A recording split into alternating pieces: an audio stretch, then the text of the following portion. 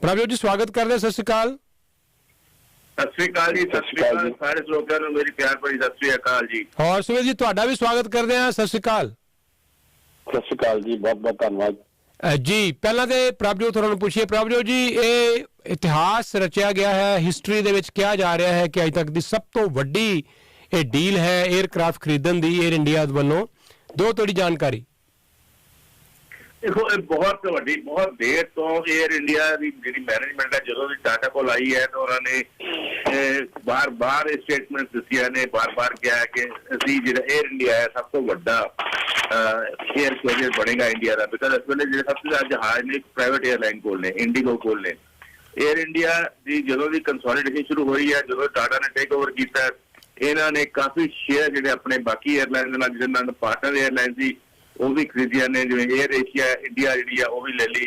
हुण जी इन्होंने अपनी एक सबसिडरी है विस्तारा जी कि सिंगापुर एयरलाइन के नाल चलती है, वह भी हुण मर्जर फॉर्मली तो अनाउंस हो चुका है, लेकिन वो टाइम लगेगा कि वो भी विस्तारा भी एयर इंडिया मर्ज हो जाएगी। लेकिन सब तो वड्डी गल ये सी कि एयर इंडिया बार बार बोइंग एयरबस नाल गलबात भी सी कि सानू जहाज चाहिए ने, ते हुण वो जी डील है जी कि सब तो मेरा ख्याल है कि इतिहास में इस तो वड्डी डील कदे नहीं हुई।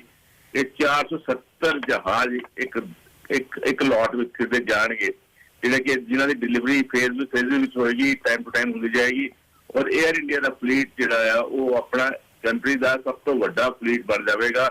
और जी एयर इंडिया ने जो प्रॉमिसेस किए हुए हैं, बेशक उन्होंने कुछ इस बारे पिछले बारे के एंड में कुछ फ्लाइटा इंट्रोड्यूस की, नॉर्थ अमेरिका में कुछ फ्लाइटा लाइया, कुछ ब्रिटेन फ्लाइटा लाइया, कुछ होर डेस्टिनेशन से फ्लाइटा लाइया। लेकिन डिमांड के बावजूद भी जी बहुत वड्डी डिमांड है, एक बहुत बड़ा सैगमेंट है, सैक्टर है, जिवें कि गुमताला साहब भी दसणगे कि पंजाब जो नॉर्थ इंडिया अमृतसर तो फ्लाइट लगनी चाहिए नॉर्थ अमेरिका में। बिकॉज बहुत बड़ा एक सैक्शन जिहड़ा है एयर ट्रैफिक जिहड़ा हैगा, जिहड़े एयर पैसेंजर ने उस रीजन में बिलोंग करते हैं, पंजाब में बिलोंग करते हैं, हिमाचल में बिलोंग करते हैं, जम्मू कश्मीर नाल लगता इलाका उन्होंने बिलोंग करते हैं, चंडीगढ़ बिलोंग करते हैं, और नॉर्थ अमेरिका और यूरोप इंग्लैंड खास तौर पर सैटल ने पंजाबी डायस्पोरा।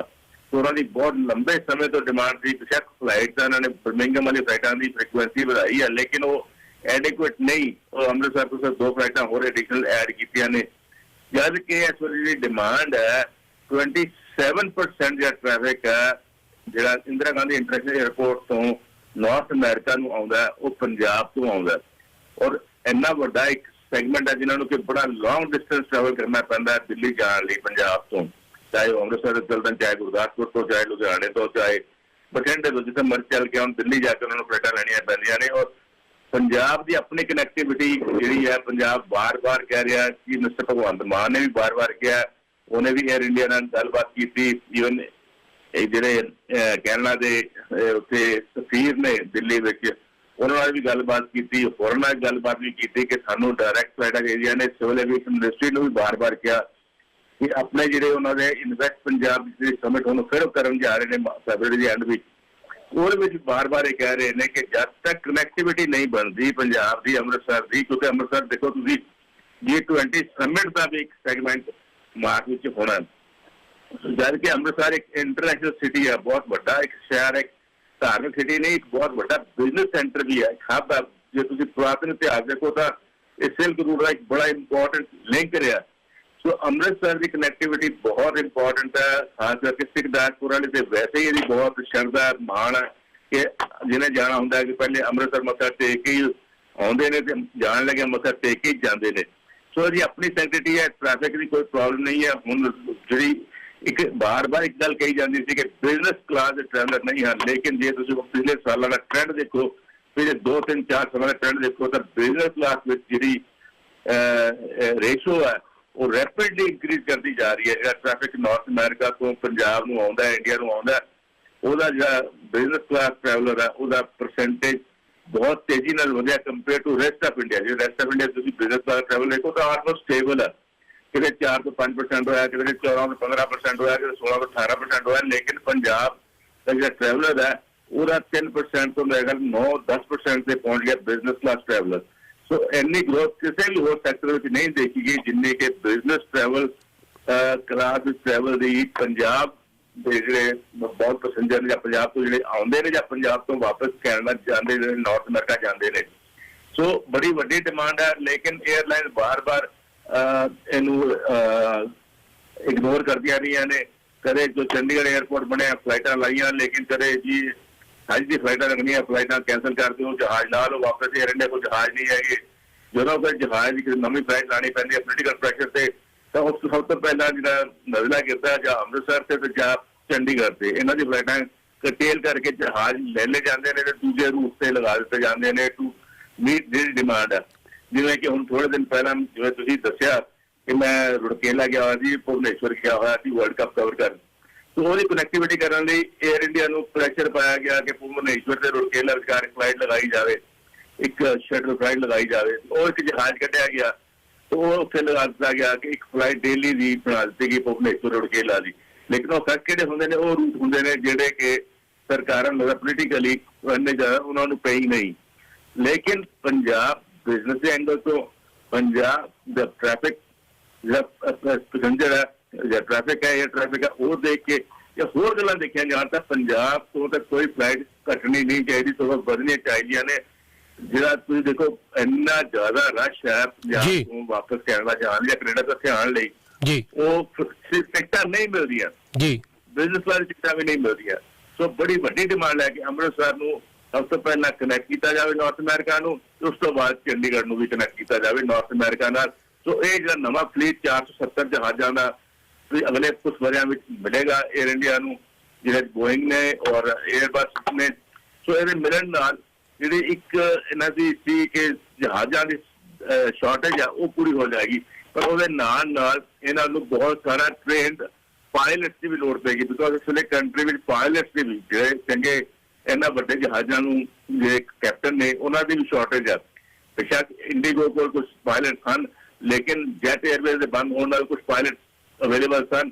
ਲੇਕਿਨ ਜਿਹੜੀ ਇਸ ਤਰ੍ਹਾਂ ਦੀ ਡਿਮਾਂਡ ਆਏਗੀ, ਜਦੋਂ ਇੰਨੀ ਗਰੋਥ ਆਏਗੀ ਐਵੀਏਸ਼ਨ ਸੈਕਟਰ ਵਿੱਚ, ਔਰ ਉਹਦੇ ਨਾਲ ਸਾਰੇ ਪਾਸੇ ਓਵਰਆਲ ਜਿਹੜੀ ਐਮਪਲੋਇਮੈਂਟ ਜਨਰੇਸ਼ਨ ਹੋਏਗੀ, ਇਹ ਕੈਬਨ ਕਰੂ ਹੁੰਦਾ ਜਾਂ ਗਰਾਊਂਡ ਸਟਾਫ ਹੈ ਜਾਂ ਹੋਰ ਫੈਸਿਲਿਟੀਜ਼ ਨੇ ਜਾਂ ਟਰਾਂਸਪੋਰਟਰ ਨੇ, ਇਹ ਸਾਰਿਆਂ ਨੂੰ ਇੱਕ ਬੜੀ ਗਰੋਥ ਜਿਹੜੀ ਹੈ ਉਹ ਲੱਗਦੀ ਹੈ ਕਿ ਔਨ ਦਾ ਹੋਰਾਈਜ਼ਨ ਹੈ ਕਿ ਆਉਂਦੇ 5 ਸਾਲਾਂ ਵਿੱਚ 7 ਸਾਲਾਂ ਵਿੱਚ ਭਾਰਤੀ ਹਵਾ ਜਿਹੜਾ ਐਵੀਏਸ਼ਨ ਸਿਨੈਰੀਓ ਆ ਉਹ ਟੋਟਲ ਬਦਲ ਜਾਵੇਗਾ। ਔਰ ਜਦੋਂ ਦੀ ਟਾਟਾ ਕੋਲ ਮੈਨੇਜਮੈਂਟ ਆਈ ਹੈ, ਲੋਕਾਂ ਨੂੰ ਬੜੀ ਉਮੀਦ ਹੈ ਕਿ ਜੇ ਉਹ ਪ੍ਰੋਮਿਸ ਕਰ ਰਹੇ ਨੇ ਉਹ ਆਪਣੇ ਪ੍ਰੋਮਿਸ ਪੂਰੇ ਕਰਨਗੇ। ਲੇਕਿਨ ਤੁਹਾਨੂੰ ਤਾਂ ਸਿਰਫ ਪੰਜਾਬ ਨਾਲ ਹੈ ਕਿ ਜਿਹੜੇ ਪੰਜਾਬ ਨਾਲ, ਅੰਮ੍ਰਿਤਸਰ ਨਾਲ, ਚੰਡੀਗੜ੍ਹ ਨਾਲ ਜਿਹੜੇ ਵਾਅਦੇ ਕੀਤੇ ਨੇ ਉਹ ਜਲਦ ਤੋਂ ਜਲਦ ਪੂਰੇ ਹੋਣ। ਔਰ ਇਹ ਦੋਨਾਂ ਸ਼ਹਿਰਾਂ ਨੂੰ ਸਭ ਤੋਂ ਪਹਿਲਾਂ ਅੰਮ੍ਰਿਤਸਰ ਨੂੰ ਪੂਰੀ ਕਨੈਕਟੀਵਿਟੀ ਦਿੱਤੀ ਜਾਵੇ, ਉਸ ਤੋਂ ਬਾਅਦ ਚੰਡੀਗੜ੍ਹ ਨੂੰ ਵੀ ਕਨੈਕਟੀਵਿਟੀ ਦਿੱਤੀ ਜਾਵੇ, ਤਾਂ ਜੋ ਪੰਜਾਬ ਦੀ ਇਕਨੋਮਿਕ ਗਰੋਥ, ਜਿਹੜਾ ਪੰਜਾਬ ਖੜੋਤ ਆ ਗਈ ਹੈ ਫਿਜ਼ੀਕਲ ਗਰੋਥ ਦੀ, ਇਕਨੋਮਿਕ ਗਰੋਥ ਦੀ, ਉਹ ਖਤਮ ਕਰਕੇ ਦੁਬਾਰਾ ਪੰਜਾਬ ਪ੍ਰੋਗਰੈਸ ਕਰ ਸਕੇ, ਅੱਗੇ ਵੱਧ ਸਕੇ। ਠੀਕ ਹੈ, ਥੈਂਕ ਯੂ ਪ੍ਰਭਜੋਤ ਜੀ। ਮੇਰੇ ਖਿਆਲ ਤੁਸੀਂ ਬਹੁਤ ਸਾਰਾ ਜਿਹੜਾ ਇਹ ਇਸ਼ੂ ਹੈ ਇਸਨੂੰ ਕਵਰ ਕਰ ਦਿੱਤਾ ਹੈ, ਪਰ ਗੁਮਟਾਲਾ ਸਾਹਿਬ ਕਿਉਂਕਿ ਇਹਨਾਂ ਨੇ ਇੱਕ ਤਰ੍ਹਾਂ ਦੀ ਕਰੂਸੇਡ ਕਹਿ ਲਓ ਕੰਪੇਨ ਚਲਾਈ ਹੋਈ ਹੈ ਔਰ ਇਹਨਾਂ ਨੇ ਬਹੁਤ ਸਮਾਂ ਲਗਾਇਆ ਇਸ ਇਸ਼ੂ ਦੇ ਉੱਤੇ। ਸਾਰੇ ਪੋਲੀਟੀਸ਼ੀਅਨਾਂ ਨੂੰ ਮਿਲ ਰਹੇ ਨੇ, ਹਰ ਤਰ੍ਹਾਂ ਦੇ ਅਥਾਰਟੀਜ਼ ਨੂੰ ਮਿਲ ਰਹੇ ਨੇ, ਬੜਾ ਇਹਨਾਂ ਕੋਲ ਡਾਟਾ ਹੈ, ਭੰਡਾਰ ਹੈ ਇਹਨਾਂ ਦੇ ਕੋਲ ਇਸ ਵਿਸ਼ੇ ਤੇ ਗੱਲ ਕਰਨ ਨੂੰ। ਮੈਨੂੰ ਲੱਗਦਾ ਘੰਟਾ ਆਪਾਂ ਇਹਨਾਂ ਨੂੰ ਦੇਵਾਂਗੇ ਤੇ ਇਹਨਾਂ ਕੋਲ ਘੰਟਾ ਵੀ ਘੱਟ ਪੈਣਾ, ਪਰ ਆਪਾਂ ਪ੍ਰਸਾਈਜ਼ ਕਰੀਏ। ਗੁਮਟਾਲਾ ਸਾਹਿਬ, ਮੇਰਾ ਖਿਆਲ ਹੈ ਵੀ ਹੁਣ ਕੋਈ ਐਕਸਕਿਊਜ਼ ਰਹਿਣਾ ਨਹੀਂ ਚਾਹੀਦਾ ਇਹ ਫਲਾਈਟਾਂ ਨਾ ਸ਼ੁਰੂ ਹੋਣ ਤੇ। ਸਮਾਂ ਸੰਖੇਪ ਹੈ, ਪਲੀਜ਼ ਥੋੜਾ ਬਰੀਫ ਦਿਓ ਸਾਨੂੰ ਜਾਣਕਾਰੀ। ਹਾਂਜੀ ਜੀ, ਬਹੁਤ ਬਹੁਤ ਧੰਨਵਾਦ। ਪ੍ਰਭਜੋਤ ਸਿੰਘ ਜੀ ਨੇ ਕਾਫੀ ਕਵਰ ਕੀਤਾ ਹੈ। ਮੈਂ ਇੱਕ ਦੋ ਗੱਲਾਂ ਕਹਾਂਗਾ। ਪਹਿਲੀ ਗੱਲ ਜਿਹੜਾ ਹੈ ਕਿ ਹਾਂਜੀ ਆਰਡਰ ਬਹੁਤ ਵੱਡਾ ਹੈ ਤੇ ਸਾਨੂੰ ਵੀ ਖੁਸ਼ੀ ਹੈ ਕਿ ਇਹ ਭਵਿੱਖ ਵਿੱਚ ਇੱਕ ਜਹਾਜ਼, ਜਿਹੜੇ 6 ਜਹਾਜ਼ ਉਹਨਾਂ ਨੇ ਕਿਹਾ ਵਾ ਸੀਓ ਕੈਂਬਲ ਨੇ, A350 ਜਿਹੜੇ ਵਾਈਡ ਬਾਡੀ ਨੇ, ਲੌਂਗ ਹਾਲ ਹੁੰਦੇ ਨੇ, ਤੇ ਜਿਹੜਾ 14 ਘੰਟੇ ਦੀ ਫਲਾਈਟ ਇਹਨਾਂ ਨੂੰ ਅਲਟਰਾ ਲੌਂਗ ਹਾਲ ਕਹਿੰਦੇ ਆ। ਲੌਂਗ ਹਾਲ ਤੇ ਲੰਡਨ ਤੱਕ ਚੱਲ ਰਹੀਆਂ ਨੇ ਫਲਾਈਟਸ। ਤੇ ਜਿਹੜੀ ਇਹਨਾਂ ਨੇ ਗੱਲ ਕੀਤੀ ਹੈ ਬਿਜ਼ਨਸ ਕਲਾਸ, ਹੁਣ ਹੌਲੀ ਹੌਲੀ ਸਾਡੀ ਮਾਰਕੀਟ ਜਿਹੜੀ ਹੈ ਨਾ ਅੰਮ੍ਰਿਤਸਰ ਦੀ ਬਿਲਡਅਪ ਹੋ ਰਹੀ ਹੈ। ਅਸੀਂ ਬਰਮਿੰਗਮ ਤੋਂ ਸ਼ੁਰੂ ਕੀਤਾ, ਹੁਣ ਲੰਡਨ ਹੀਥਰੋ ਸ਼ੁਰੂ ਹੋਈ, ਉਹ ਸ਼ਿਫਟ ਹੋ ਕੇ ਗੈਟਵਿਕ ਜਾ ਰਹੀ ਹੈ। ਤੇ ਇਹ ਪ੍ਰਮਾਣ ਹੈ ਕਿ ਜਿਹੜੇ ਲੋਕ ਪਹਿਲਾਂ ਕਹਿੰਦੇ ਸੀ, ਜਿੱਦਾਂ ਇਹਨੇ ਕਿਹਾ ਕਿ ਸਿਆਸਤ ਭਾਰੂ ਹੋ ਕੇ ਫਿਰ ਰੂਟ ਕੱਟ ਕਰ ਦਿੰਦੇ ਨੇ ਬਾਅਦ ਚ, ਪਰ 에ਅਰ ਇੰਡੀਆ ਦੇ ਪ੍ਰਾਈਵੇਟ ਹੋਣ ਤੋਂ ਬਾਅਦ 에ਅਰ ਇੰਡੀਆ ਦਾ ਭਰੋਸਾ ਜਿਹੜਾ ਵਾ ਇਸ ਸਮੇਂ ਬਰਮਿੰਗਮ ਤੇ ਲੰਡਨ ਵਿੱਚ ਰਿਹਾ ਹੈ। ਤੇ 6 ਫਲਾਈਟ ਜਿਹੜੀਆਂ ਨੇ ਅੰਮ੍ਰਿਤਸਰ ਤੋਂ ਹਫਤੇ ਦੀਆਂ ਉਹ UK ਨੂੰ ਜਾ ਰਹੀਆਂ ਨੇ। ਸੋ ਹੌਲੀ ਹੌਲੀ ਜਿਹੜੀ ਮਾਰਕੀਟ ਹੈ, ਇਸੇ ਤਰ੍ਹਾਂ ਸਪਾਈਸ ਜੈਟ ਮੈਂ ਦੱਸ ਦੇਵਾਂ ਉਹਨਾਂ ਨੇ ਮਿਲਾਨ ਤੇ ਰੋਮ ਦੀਆਂ ਫਲਾਈਟਸ ਅੰਮ੍ਰਿਤਸਰ ਤੋਂ ਸ਼ੁਰੂ ਕੀਤੀਆਂ ਨੇ। ਨੀਓਜ਼ ਇਟਲੀ ਦੀ 에ਅਰਲਾਈਨ ਹੈ, ਉਹਨਾਂ ਨੂੰ ਬੜਾ ਸਟਰਗਲ ਕਰਨੀ ਪਈ, ਜਿੱਦਾਂ ਆਪਾਂ ਹਵਾਈ ਸਮਝੌਤਿਆਂ ਦੀ ਗੱਲ ਕੀਤੀ ਹੈ ਜੀ, ਬੜੀ ਸਟਰਗਲ ਤੋਂ ਬਾਅਦ ਇਟਲੀ ਨੇ ਉਹਨਾਂ ਦੀਆਂ ਫਲਾਈਟਾਂ ਰੋਕ ਦਿੱਤੀਆਂ, ਜੋ ਸਾਨੂੰ ਪਤਾ ਲੱਗਾ ਸਪਾਈਸਜੈਟ ਦੀਆਂ, ਕਿਉਂਕਿ ਇਹ ਇੰਡੀਆ ਵਾਲੇ ਹਵਾਈ ਸਮਝੌਤਿਆਂ 'ਚ ਲਿਖਿਆ ਹੋਇਆ ਸੀ ਕਿ ਐਡੀਸ਼ਨਲ 3 에ਅਰਪੋਰਟ ਲੈ ਸਕਦੇ ਨੇ ਇਟਲੀ ਵਾਲੇ, ਇਹ ਦਿੰਦੇ ਨਹੀਂ ਸੀ ਪਏ, ਜੋ ਬੈਕਗ੍ਰਾਉਂਡ ਸਾਨੂੰ ਪਤਾ ਲੱਗਾ ਕੁਝ। ਪਰ ਹੁਣ ਇਟਲੀ ਦੀ 에ਅਰਲਾਈਨ ਨੇ ਵੀ ਸ਼ੁਰੂ ਕਰ ਦਿੱਤਾ, ਪਰ ਹੁਣ ਕੈਨੇਡਾ ਦੀ ਗੱਲ ਤੇ ਖਤਮ ਹੋ ਗਈ ਹੈ ਕਿ ਕੈਨੇਡੀਅਨ ਕੈਰੀਅਰਸ ਨਹੀਂ ਆਪਰੇਟ ਕਰ ਸਕਦੇ। ਸਾਡੀ ਆਸ 에ਅਰ ਇੰਡੀਆ ਦੇ ਵੱਜੀ ਹੈ। ਪਰ ਇਹ 'ਚ ਮੈਂ ਇੱਕ ਗੱਲਾਂ ਦੋ ਗੱਲਾਂ ਦੱਸ ਦੇਵਾਂ, ਚੰਗੀ ਖਬਰ ਹੈ, ਪਰ 에ਅਰ ਇੰਡੀਆ ਦੇ ਨਾਲ ਇਹ ਵੀ ਪਲਾਨ ਨੇ ਕਿ ਉਹਨਾਂ ਨੇ ਦਿੱਲੀ ਨੂੰ ਜਿਹੜਾ ਹੈ, ਅਨਫੋਰਚੂਨੇਟਲੀ ਦਿੱਲੀ ਸਾਡੇ ਕੋਲ ਆ, ਲਾਗੇ ਇੰਨੀ ਲਾਗੇ ਤੇ ਨਹੀਂ ਹੈ, ਪਰ ਉਹਨਾਂ ਨੇ ਦਿੱਲੀ ਨੂੰ ਇੱਕ ਸੁਪਰ ਹੱਬ, ਜਿੱਦਾਂ ਕਿ 2010 ਵਿੱਚ ਸਰਕਾਰ ਨੇ ਕਿਹਾ ਸੀ, 에ਅਰ ਇੰਡੀਆ ਨੇ ਵੀ ਉਸੇ ਪਾਲਿਸੀ ਨੂੰ ਫੋਲੋ ਕਰਨਾ ਹੈ ਕਿ ਅਸੀਂ ਦਿੱਲੀ ਤੇ ਮੁੰਬਈ ਨੂੰ ਮੋਸਟ ਪ੍ਰੈਫਰੈਂਸ ਦਈਏ, ਤੇ ਬੰਗਲੌਰ ਵੀ ਹੁਣ ਐਕਸਪੈਂਡ ਹੋ ਰਿਹਾ ਜਾਂ ਏਦਾਂ ਵੱਡੇ 에ਅਰਪੋਰਟ। ਪਰ ਨਾਲ ਦੀ ਨਾਲ ਇਹ ਨਜ਼ਰ ਆ ਗਿਆ ਵਾ ਕਿ ਅੰਮ੍ਰਿਤਸਰ ਤੇ ਅਹਿਮਦਾਬਾਦ 2 에ਅਰਪੋਰਟ ਨਜ਼ਰ ਆ ਰਹੇ ਨੇ, ਜਿੱਥੋਂ ਲੰਡਨ ਤੇ ਸਾਡੀ ਬਰਮਿੰਗਮ ਦੀਆਂ ਫਲਾਈਟਾਂ ਵੀ ਕੰਟੀਨਿਊ ਹੋ ਰਹੀਆਂ, ਸੋ ਉਹ ਪ੍ਰਾਇੋਰਟੀ ਅੰਮ੍ਰਿਤਸਰ ਨੂੰ ਵੀ ਦੇਣਗੇ।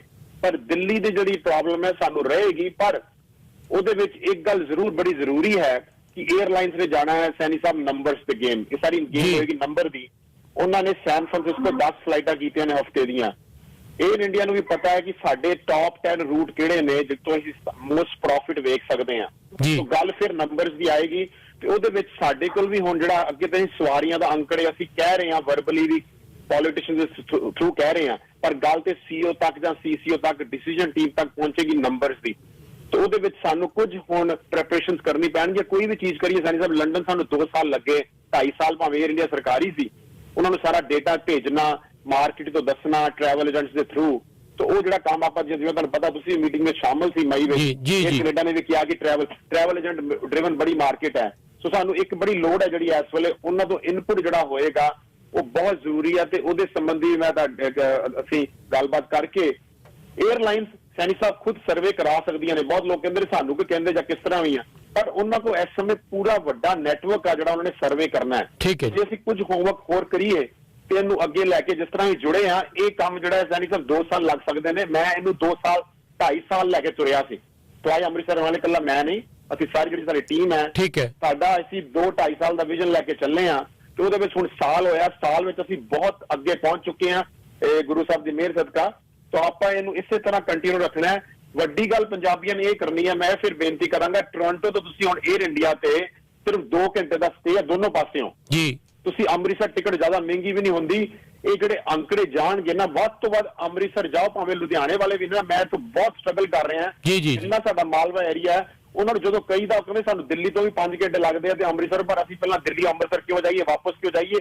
에ਅਰਲਾਈਨ ਸਭ ਤੋਂ ਪਹਿਲੀ ਜਿਹੜੀ ਚੀਜ਼ ਵੇਖਦੀ ਹੈ ਉਹ ਨੰਬਰ ਵੇਖਦੀ ਹੈ। ਬੈਕਗਰਾਉਂਡ 'ਚ ਇੱਕ OAG ਜਾਂ ਸੇਬਰ ਸੌਫਟਵੇਅਰ ਹੁੰਦਾ ਕਿ ਕਿੰਨੀ ਸਵਾਰੀ ਅੰਮ੍ਰਿਤਸਰ ਪਹੁੰਚ ਰਹੀ ਹੈ। ਬਰਮਿੰਗਮ ਤੇ ਲੰਡਨ ਤੋਂ ਸੈਣੀ ਸਾਹਿਬ ਲੱਖ ਬੰਦਾ ਹਰ ਸਾਲ ਅੰਮ੍ਰਿਤਸਰ ਜਾ ਰਿਹਾ ਸੀ, ਵਾਇਆ ਦਿੱਲੀ, ਵਾਇਆ ਕਤਰ।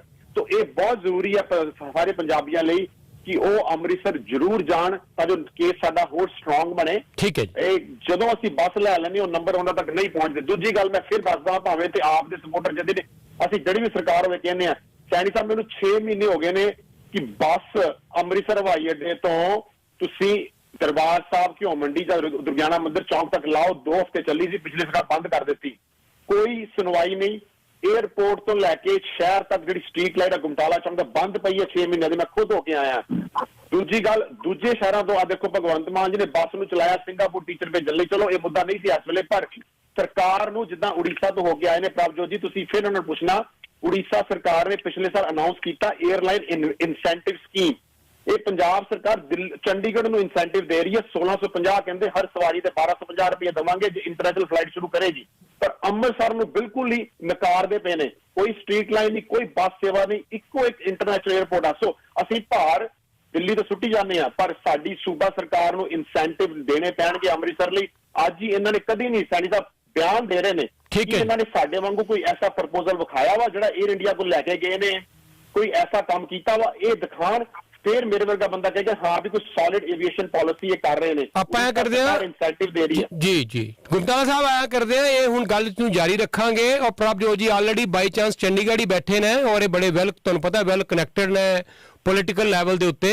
ਤਾਂ ਇੱਕ ਕੰਪੇਨ ਬਣਾਓ, ਸਾਰੇ ਲੋਕ ਜਿਹੜੇ ਪਹਿਲਾਂ ਤੋਂ ਲੱਗੇ ਹੋਏ ਹੋ ਇਕੱਠੇ ਹੋ ਕੇ ਸਾਰੇ ਪੰਜਾਬੀਆਂ ਨੂੰ ਕਹੀਏ, ਰਲ ਮਿਲ ਕੇ ਸਭ ਨੂੰ ਅਪੀਲ ਕਰੀਏ ਕਿ ਆਪੋ ਆਪਣੇ ਲੈਵਲ ਤੇ ਜਿੱਥੇ ਤੱਕ ਵੀ ਤੁਹਾਡਾ ਪੋਲੀਟੀਕਲ ਪ੍ਰੈਸ਼ਰ ਹੈ, ਜਿਸ ਤੱਕ ਵੀ ਤੁਹਾਡਾ ਜ਼ੋਰ ਲੱਗਦਾ ਲਗਾਓ।